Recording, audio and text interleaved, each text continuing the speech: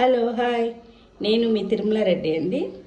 నేను ఇవాళ ఇంట్లోకి వాడుకోవడానికి పండుమిర్చి చట్నీ చేశానండి. ఫస్ట్ పండుమిరపకాయలు తెచ్చుకొని ఒక 1/2 కిలో అలా మిక్సీలో వేసి వెనక్కి అలా తిప్పామంటే పలుపుగా అవుతుంది. దాన్ని అలా స్టోర్ చేసి పెట్టుకొని కొంచెం ఒక 100 గ్రామ్స్ చింతపండు వేసేస్తే నానుతుందండి. నెక్స్ట్ డే దాన్ని ఒక స్పూన్ ఆవాలు, 1/2 స్పూన్ మెంతులు వేసేసి మిక్సీలో ఒకసారి అలా వెనక్కి 2 సార్లు అలా తిప్పామంటే చట్నీ రెడీ అవుతుంది.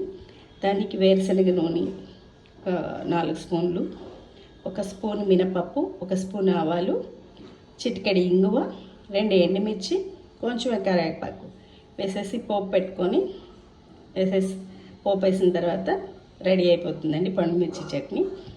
కొంచెం వెల్లుల్లి కచ్చపచ్చగా దంచి కలుపుకుంటే మంచి ఫ్లేవరు, మంచి టేస్ట్ వస్తుందండి. మీరు గమనించండి, నేను వేరే ఏ మసాలాలు వేయనండి కర్రీస్లో. నేచురల్గా దాని ఫ్లేవర్ ఎలా ఉందో అలానే తీసుకొస్తాను. అది మీరు నా ప్రతి వంటలో చూడండి, గమనించండి.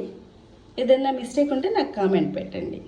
ఈ చట్నీ చేసుకొని ఎంజాయ్ చేయండి. దోశలోకి, ఇడ్లీలోకి, వేడి వేడి రైస్లో నెయ్యి వేసుకొని సైడ్ ఒక ఆమ్లెట్ వేసుకుంటే చాలా చాలా బాగుంటుందండి. Thank you.